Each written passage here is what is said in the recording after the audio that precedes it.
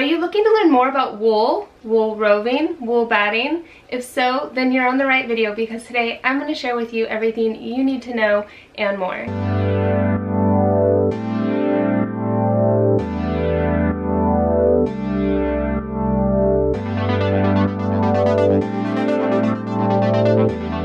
Hi everyone and welcome to today's video, Types of Wool. My name is Iceland and on this channel, Snowflake Forest Felting, I share needle felting videos, have needle felting tutorials, and share product reviews from time to time. So if you're new and this interests you, please consider subscribing. And if you want to know more about anything you see here on this channel, be sure and check the links down in the description below this video or leave a comment. I'd love to connect with you there. Wool. Let's start with the basics. It's a fiber, it comes from an animal, or also known as a textile. And mostly when we talk about wool, we think about the hair that sheep grow, or their fleece. And then different types of sheep are going to create different types of fleece or wool.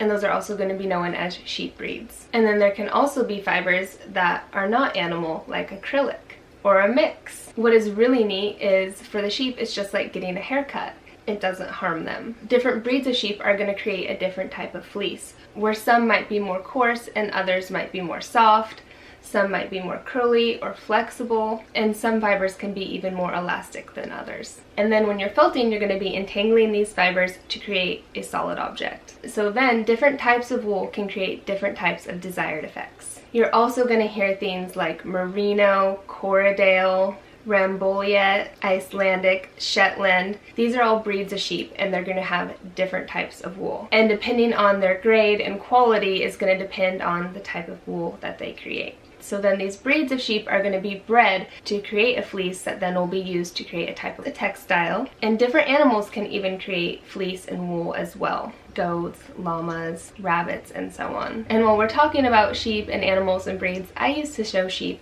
The breeds that I showed were Suffolk, Hampshire, and Southdown. And then I even had market lambs in the summer. Just a lot of great memories as a kid showing sheep.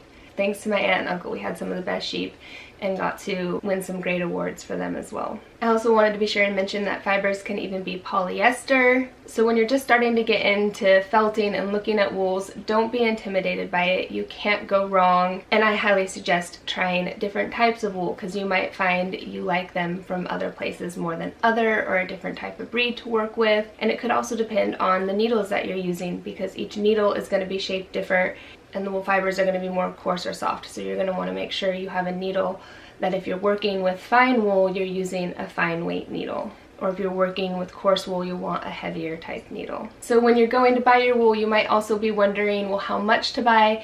If you just get 1 ounce to 3 ounces in the beginning, that's going to allow you to create like a handful of hearts or stars or something simple, just so you can test and see if you like it, and then you can begin to add to your collection and try new things. I also recommend getting wool all in the same color scheme. If you're going to be creating something fallish like pumpkins, you'll want the oranges and the greens and the browns. I did winter colors, so I did the whites and the blues. There's a lot of kit options available out there that give you a sampling of a bunch of colors, and that's a fun way to get started as well. So then you can just try it and see if you like it, and you're not too much out the door if you decide you don't. And that's it. That's all I wanted to share with you about wool today. I hope this helped you and you learned something new. If you did, please be sure and give it a thumbs up. If you think this video might help someone, please share it with them as well, as with all my videos. Thank you so much for watching, and if there's something you'd like to see me create next, drop it down in the comments below. I might just create it. I do have a bunch of fun felting creations coming up for you all. And happy felting. Thanks so much for watching. Bye!